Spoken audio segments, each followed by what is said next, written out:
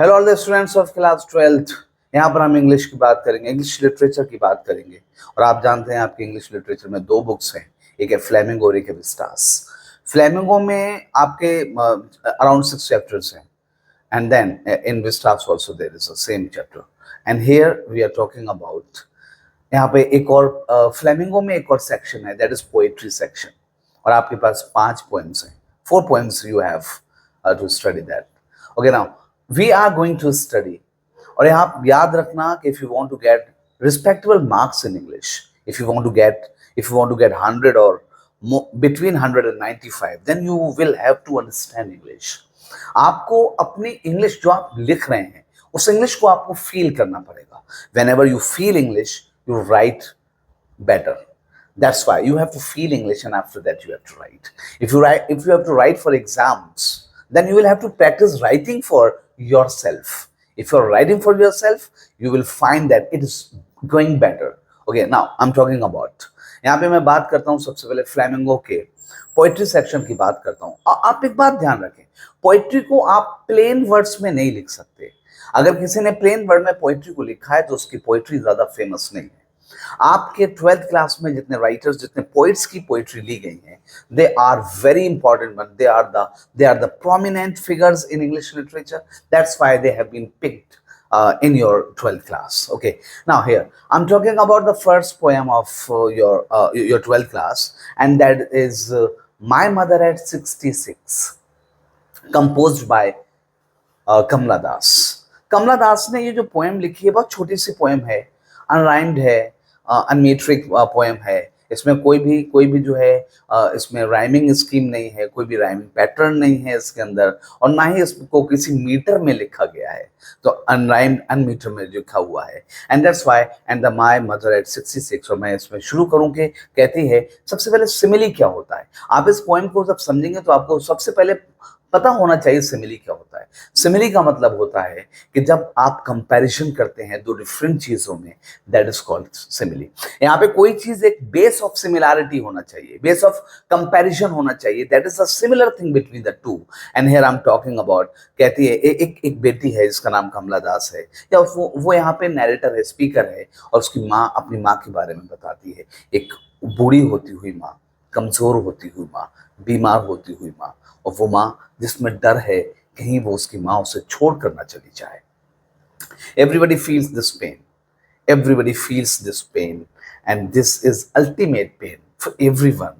और यहाँ पर क्या है कि ये कमला दास जो अपनी कार में बैठी है, वो कोचीन के लिए जा रही है, एयरपोर्ट को जा रही है। उसकी माँ उसके बराबर में बैठी है और वो अपनी माँ को देखती है। उसका माँ का चेहरा पीला पड़ गया है, उसकी माँ के चेहरे पे झुर्रियाँ हैं जो उसकी बढ़ती हुई उम्र को दिखाती है।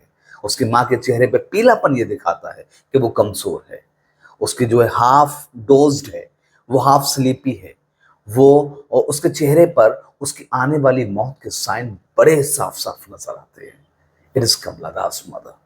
और वो कहती है कि जो है कि driving from my mother's home to Cochin last Friday morning, I saw my mother beside me, open mouth, her doors, her face ashen like that of a corpse। यहाँ पे देखो उसका चेहरा, माँ का चेहरा पीला सा पड़ गया था, जैसे एक लाश का चेहरा पड़ जाता है। यहाँ पे एक इंसान और एक लाश के बीच में कंपैरिजन किया जा रहा है, और वर्ड आया लाइक। इसका रीजन क्या था? क्योंकि दोनों कमजोर हो जाते हैं। चेहरे का रंग पीला सा हो जाने का मतलब ब्लड सर्कुलेशन खत्म हो जाता है, इसका मतलब चेहरा बेरंग हो जाता है, पीला सा पड़ जाता है। और वो कहती है, इसलिए वो अपनी माँ के चेहरे को लाश के चेहरे से कंपेयर करती है। यहाँ पर है सिमिली है यहाँ पर। उसके बाद कहती है कि मैंने महसूस किया, I realise my childhood fear, a familiar एक माई चाइल्डहुड फियर। मैंने एक जाने पहचाने दर्द का एहसास किया, अपने बचपन के डर का एहसास किया। ये डर ये था कि कहीं उसकी माँ उससे दूर न चली जाए। एक छोटा सा बच्चा होता है, उसकी माँ जब कहीं भी जा रही होती है, उसमें एक डर होता है कि माँ उसको कहीं छोड़ ना जाए।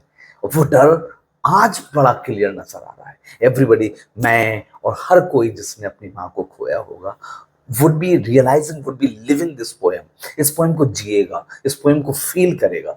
एंड हेयर उसके बाद जो है कहता है कि जो है कि पोइटेस कहती है कि मैं इस ख्याल में, इस फीलिंग में कि मेरी माँ मुझसे दूर ना चली जाए, वो कमजोर हैं, बीमार हैं, कहीं वो दूर ना चली जाए मुझसे। अब मैंने क्या किया, मैंने जो है बाहर देखा, गाड़ी से बाहर देखा, और गाड़ी से बाहर देखा मैंने छोटे छोटे पेड़ों को जो पीछे की तरफ भाग रहे थे। गाड़ी जब आगे जाती है तो पेड़ पीछे की तरफ भागते हुए नजर आते हैं, ऐसा होता नहीं है, इट अपीयर्स, ऐसा नजर पड़ता है। मैंने उन पेड़ों को देखा और उसने इंडिकेट किया कि भाई ये टाइम है, टाइम स्टेबल है, एवरीबडी एवरीबडी हैज टू पास, हर किसी को गुजर जाना है। यहाँ पर जो है कहती कि फिर मैंने बाहर किसको देखा, छोटे छोटे बच्चों को देखा जो अपने घरों से भाग कर निकल रहे थे, और ये इंडिकेशन था कि थोड़ी सी लापरवाह हो जा, don't think too much about the upcoming death of the mother. And then और कहती है कि उसके बाद जो है फिर आफ्टर द सिक्योरिटी चेक होने के बाद standing a few yards away from my mother, अपनी माँ से कुछ गज की दूरी पर खड़े होकर आई लुक्ड अगेन, मैंने फिर से देखा at her wan, WAN, wan, wan फीका सा, पेल पीला सा फेस, चेहरा मैंने फिर से देखा।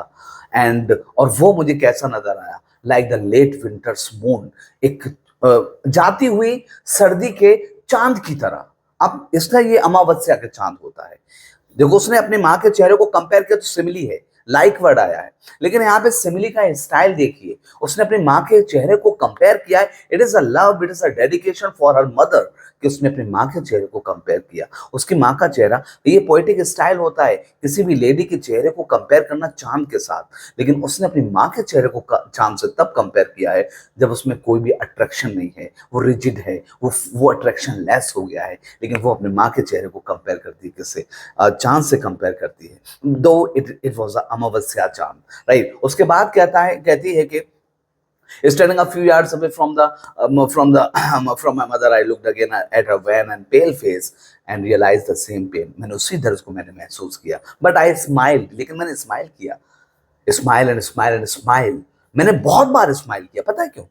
क्योंकि मैं चाहती थी उनमें कॉन्फिडेंस आए, और मैंने ये भी कहा कि सी यू सून अम्मा, अम्मा जल्दी मिलेंगे। और ये इंडिकेशन था इस बात का कि I wanted to make my mother feel that she will be fine, she will be okay, and she will be get right, और मैं जब आऊंगी तो उनसे वापस मिलूंगी। It was the indication of that.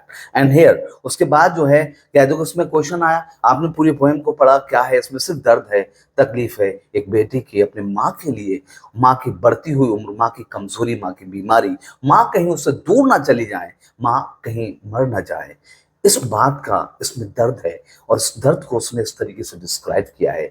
इसमें क्वेश्चन बनता है कि what is the central idea of the poem? तो the central idea is about the pain of a daughter for her mother. Very very strong line there is. उसके बाद जो है कि what does the poet indicate by the sprinting, कौन से young trees sprinting, पीछे की तरफ भागते हुए छोटे से पेड़ का मतलब क्या है? यहाँ पे स्टेबिलिटी ऑफ टाइम बताना चाहता है। छोटे छोटे बच्चे जो घरों से स्पिलिंग आउट कर रहे हैं, बचकर भाग रहे हैं, इसका मतलब क्या है? वो बताना चाहता है कि बी केयरलेस, थोड़ी सी लापरवाह हो जा। And this the poem, the perfect poem it is a poem, a very beautiful poem.